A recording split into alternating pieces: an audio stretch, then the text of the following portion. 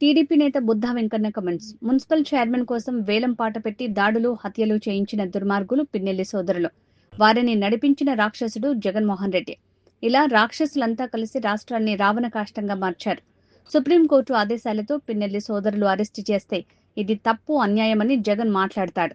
ఈ రాష్ట్రంలో టీడీపీ మద్దతుదారులను చంపేయాలని లక్ష్యంగా పెట్టుకున్న వ్యక్తులు పిన్నెల్లి బ్రదర్స్. ఒక కులాన్ని టార్గెట్ చేసుకుని పచ్చి బూతులు మాట్లాడిన చరిత్ర మీది. పవన్ కళ్యాణ్ సామాజిక వర్గం పైన దుర్మార్గాలకు తెగబడ్డారు. మా మీద దాడులు చేసిన ఘటనలకు సంబంధించిన వీడియోలున్నాయి. జై వైసీపీ అనలేదని పీక కోసి చంపేశారు. చనిపోవడానికి సిద్ధమైన చంద్రయ్య జై టీడీపీ అని ప్రాణాలు విడిచారు. పిన్నెల్లి సోదరులు మాచర్లలో చిన్న పిల్లవాడిని అడిగినా నరహంతకులు అంటారు వాళ్ళు. పిన్నెల్లి సోదరులకి మారు పేరు ఏంటంటే నరహంతకులు.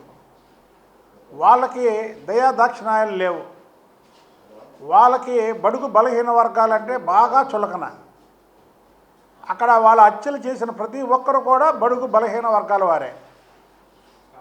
సాక్షాత్తు నాపై ఆ రోజు ఎమ్మెల్సీగా ఉన్న నాపై, ఆ రోజు మాజీ ఎమ్మెల్యేగా ఉన్న బోండమ్మపై కూడా తురకా కిషోర్తో వేలం పాట పెట్టి మాచర్ల మున్సిపల్ చైర్మన్ ఇస్తా, ఎవరైతే వాళ్ళ మీద దాడి చేస్తారో, ఎవరైతే వాళ్ళని చంపుతారో వాళ్ళకి మున్సిపల్ చైర్మన్ ఇస్తానని వేలం పాట పెట్టినటువంటి నరరూప రాక్షసులు పిన్నెల్లి సోదరులు. వాళ్ళు అన్ని అరాచకాలు చేయడానికి ముఖ్య కారణం ఏంటంటే వాళ్ళ నాయకుడు వైఎస్ జగన్మోహన్ రెడ్డి. వైఎస్ జగన్మోహన్ రెడ్డి ఒక రాక్షసుడైతే వీళ్ళు ఒక రాక్షసులు. రాక్షసులు ఒకటే జాతిలాగా వీళ్ళకి బాగా జగన్మోహన్ రెడ్డి అటాచ్ అయ్యాడు. ఈరోజు ఎందుకు చెప్తున్నామంటే ఈ విషయాలన్నీ సుప్రీంకోర్టు ఆదేశాల ప్రకారం ఏదైతే భారతదేశంలో అత్యున్నతమైనటువంటి న్యాయస్థానం సుప్రీంకోర్టు ఆదేశాల మేరకు పిన్నెల్లి సోదరుల్ని అరెస్ట్ చేస్తే దీని మీద ఈ రాక్షస సైకో జగన్మోహన్ రెడ్డి ఇది అన్యాయం అంటాడు, ఇది అక్రమం అంటాడు, ఇది ప్రభుత్వం కుట్ర అంటాడు. అంటే ఇద్దరు వ్యక్తుల్ని హత్య చేసి తప్పించుకుంటే సుప్రీంకోర్టు వీళ్ళని అరెస్ట్ చేయమంటే అది మా మీద ఇచ్చేస్తాడు. అంటే నువ్వు ఏం చేస్తున్నావు? ఈ రాష్ట్రంలో బడుగు బలహీన వర్గాల వారిని అందరినీ చంపేయాలి, వాళ్ళు ఉండడానికి వీలు లేదు, వీళ్ళందరూ తెలుగుదేశం పార్టీకి సపోర్టర్లు అనే కదా నీ ఉద్దేశం. ఒక కులాన్ని నువ్వు ముఖ్యమంత్రి అయినప్పుడు టార్గెట్ చేశావు, వారంతా తెలుగుదేశం పార్టీకి చెందినవారని. ఇంకొక కులాన్ని టార్గెట్ చేసి పవన్ కళ్యాణ్ గారి మీద అనేక మాటలు మాట్లాడావు, అంటే వాళ్ళు కూడా మీకు ఏరని. అలాగే బడుగు బలహీన వర్గాలు కూడా వీళ్ళు తెలుగుదేశం పార్టీ వాళ్ళు వెనకాతలు ఉంటారు, వీళ్ళని చంపేయాలనే ఒక నిర్ణయంతో నువ్వు చేసావు. నువ్వు ఈరోజు వాళ్ళకి సపోర్ట్ చేస్తున్నావు. దీనికి సాక్ష్యాలు కూడా ఉన్నాయి. మా మీద దాడి చేసినప్పుడు వీడియోలు ఉన్నాయి, ప్రతి మీడియాలో అది ప్రచారం జరిగింది. అక్కడ ఒక బలహీన వర్గాలకు చెందినటువంటి చంద్రయ్య అనేటువంటి వ్యక్తిని జై వైసీపీ అని అనకపోతే పీక కోసి చంపేశారు. చనిపోవడానికన్నా సిద్ధపడ్డాడు, కానీ వైసీపీకి జై చెప్పలా ఆ చంద్రయ్య. అది బడుగు బలహీన వర్గాల వారి కమిట్మెంట్, అది బడుగు బలహీన వర్గాల వారికి ఉన్నటువంటి నీతి నిజాయితీ. ఇవాళ కొవ్వొత్తుల ప్రదర్శన అంట. వీళ్ళేదో స్వాతంత్ర సమరయోధులు జైలుకి వెళ్ళినట్టు జగన్ మళ్ళీ ఒక బ్యాచ్ని నెల్లూరులో ఉన్నటువంటి మాజీ మంత్రిని అలాగే సిద్ధార్థారెడ్డిని జైలుకి వెళ్ళి పరామర్శించమని కొవ్వొత్తుల ప్రదర్శన, అలాగే జగన్మోహన్ రెడ్డి సంఘీభావం. అంటే ఏంటి ఈ రాష్ట్రాన్ని ఏం చేద్దామని, మీరు ఏం చేద్దామని చెప్పండి. ఇదే చంద్రబాబు నాయుడు గారు కానీ తెలుగుదేశం పార్టీలో ఉండి ఇంత రాక్షసత్వంగా కానీ ప్రవర్తించి ఇన్ని హత్యలు చేస్తే ఇమీడియట్గా సస్పెండ్ చేస్తారు. ఆయన తప్పేం కాదు, ఆయన ప్రజాక్షేమం ముఖ్యం. ఏదో నీ పార్టీలో ఉన్నారు, నీకు బలం చేకూరుస్తారు అని చెప్పి పిన్నెల్లి సోదరులను నువ్వు వెనకేసుకురావడం నీ రాక్షస జాతిని కాపాడుకోవడం అవుతుంది తప్ప ఇదేమి ఇది కాదు. ఒక ముఖ్యమంత్రిగా చేసినటువంటి వ్యక్తివి, ఒక ప్రతిపక్ష నాయకుడిగా పనిచేసినటువంటి వ్యక్తివి, ఇద్దరు వ్యక్తుల్ని చంపేసి ఇన్నాళ్ళు తప్పించుకున్నటువంటి వ్యక్తుల్ని లోపడేస్తే వాళ్ళకి సంఘీభావం తెలపడం అనేది చాలా నీచమైన పద్ధతి. ఆ రోజు నువ్వు ముఖ్యమంత్రిగా ఉన్నప్పుడు, ఒక ఎమ్మెల్సీగా ఆ రోజు నేను శాసనమండలిలో ఉన్నప్పుడు వాళ్ళు దాడి చేస్తే ఖండించలేదే? ఖండించవా నువ్వు? ఒక ముఖ్యమంత్రిగా ఖండించే బాధ్యత నీకు లేదా? ఈ రాష్ట్రంలో జగన్మోహన్ రెడ్డి నాయకత్వాన్ని బలపరచడం అంటే ఎవరైనా రాష్ట్రాన్ని చిన్న భిన్నం చేసుకోవడానికే ఆయన నాయకత్వాన్ని బలపరచడం. దయచేసి ప్రజలకు కూడా చెప్తున్నా, బిర్యానీ ప్యాకెట్లకో వాళ్ళు ఇచ్చే డబ్బులకో జగన్మోహన్ రెడ్డి వచ్చినప్పుడు ఆయనకి స్వాగతం పలకడానికి అలా మాజీ ఎమ్మెల్యేలు మాజీ మంత్రులు వెళ్తే వెళ్ళకండి. ఎందుకు వెళ్ళొద్దంటున్నానంటే ఈ రాష్ట్రం ఇప్పుడిప్పుడే గాడిన పడుతుంది. అప్పుల ఊబిలో ఉన్నటువంటి రాష్ట్రానికి 16,000 కోట్ల అప్పుల ఊబిలో ఉన్నటువంటి రాష్ట్రానికి ఆనాడు 2014 నుంచి 2019 వరకు చంద్రబాబు నాయుడు గారు ముఖ్యమంత్రిగా పనిచేసి ఈ రాష్ట్రాన్ని ఒక గాలిలో పెడితే మళ్ళీ 19 నుంచి 24 వరకు వచ్చి నాశనం చేశాడు.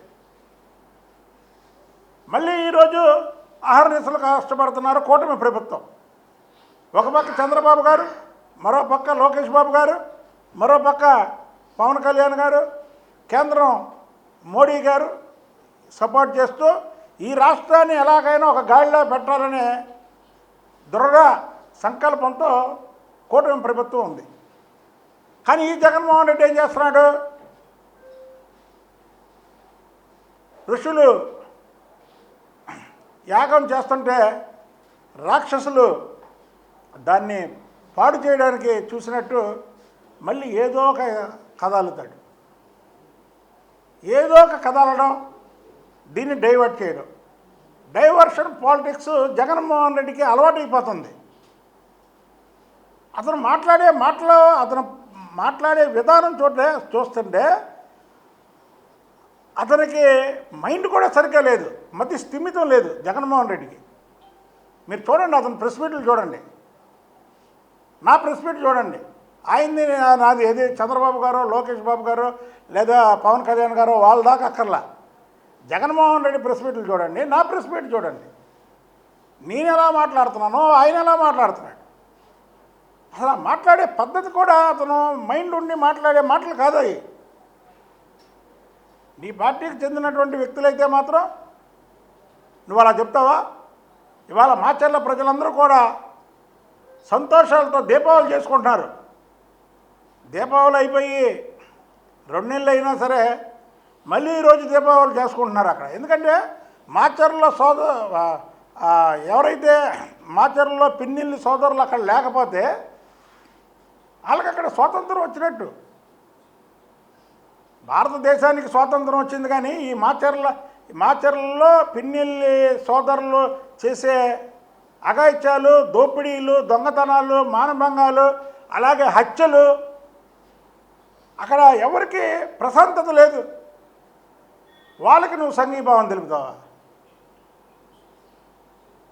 నీలాంటి సైకోలు ప్రజలు తెలియక 151 ఇస్తే మధ్యలో 5 తీసి 11 ఇచ్చారు. ఈసారి మళ్ళీ 11లో 1 తీసి 1 ఇస్తారు. అయినా మీకు బుద్ధి రాకపోతే ఎలాగా? ఇంకొకటి, మా కృష్ణా జిల్లాలో, ఉమ్మడి కృష్ణా జిల్లాలో కొడాలని వలమనేని వంశీ, ఒకడికేమో గుండెకాయ లేదు కొడాలని, ఇంకొకటికేమో వెన్నుపూస ఊపిరితిత్తులు లేవు. వీళ్ళంట జగన్మోహన్ రెడ్డిని ఒక 6 నెలల్లో వీళ్ళు ఎక్సర్సైజులు, బోర్నవిటాలు, బూస్టులు, కోడిగుడ్లు తిని తయారయ్యి జగన్ని ముఖ్యమంత్రిని చేస్తారట. అంటే ఈ వీకుగా ఉన్నవాళ్ళు మరి ఇవన్నీ చేసి జగన్ ముఖ్యమంత్రి, జగన్ ఎంత వీక్గా ఉన్నాడో ఇప్పుడు మాకు అర్థం కావట్లా. ఎందుకంటే వీళ్ళు ఒక 6 నెలలు టైం అడుగుతున్నారు. మేము పుంజుకోవడానికి ఒక 6 నెలలు కావాలి, తర్వాత 6 నెలల తర్వాత మేము జగన్మోహన్ రెడ్డిని ముఖ్యమంత్రిని చేయాలి. అంటే జగన్మోహన్ రెడ్డి వీళ్ళకంటే వీక్గా ఉన్నాడా? ఒకసారి ఆయన మానసిక పరిస్థితి బాగోలేదనుకున్నాం, కానీ మరి వీళ్ళు చెప్పే మాటలు చూస్తే వీళ్ళకంటే వీక్గా ఉన్నాడని మాకు అర్థమవుతుంది. అయితే ప్రజలు మాత్రం వీళ్ళిద్దరూ చెప్పే మాటలు మాత్రం 2025 ఎండింగ్ వచ్చింది కదా, దాన్ని జోక్గా తీసుకుంటున్నారు. అయినా సరే వాళ్ళ మాటలకి సమాధానం చెప్పాలి కదా. మీరు కాదు కదా, వైఎస్ జగన్మోహన్ రెడ్డి తండ్రి వైఎస్ రాజశేఖర్ రెడ్డి మళ్ళీ బ్రతికొచ్చిన జగన్మోహన్ రెడ్డి ముఖ్యమంత్రి అవ్వడం కళ. దాన్ని మీరు అసలు మర్చిపోండి, దాన్ని మర్చిపోవాలి. ఇది కూటమి ప్రభుత్వం, ప్రజా సంక్షేమం చేసే ప్రభుత్వం. మీరేదో అప్పుడప్పుడు వచ్చి మంగం శబ్దాలు చేస్తే కుదరదు. కొడాలి నాని వల్లభనేని వంశీయులిద్దరూ చేసేది మంగం శబ్దం. ఈ సంవత్సరాల కాలం ఎక్కడ కనబడలేదు, ఇప్పుడు మళ్ళీ మంగం శబ్దాలు చేస్తున్నారు. పిన్నెల్లి రామకృష్ణారెడ్డి వాళ్ళ సోదరుల అరెస్టుని ముక్త కంఠంతో తెలుగు ప్రజలందరూ కూడా సంతోషిస్తున్నారు. ముఖ్యంగా మాచర్ల ప్రజలు దీపావళి చేసుకుంటున్నారు. ఇలాంటి రాక్షసులకు కానీ అండగా ఉంటే జగన్మోహన్ రెడ్డి నీకు చెప్పే 11లో 1 వస్తుందని, ఆ 1 కూడా రాకుండా మిగిలిపోతామని తెలియజేస్తున్నా.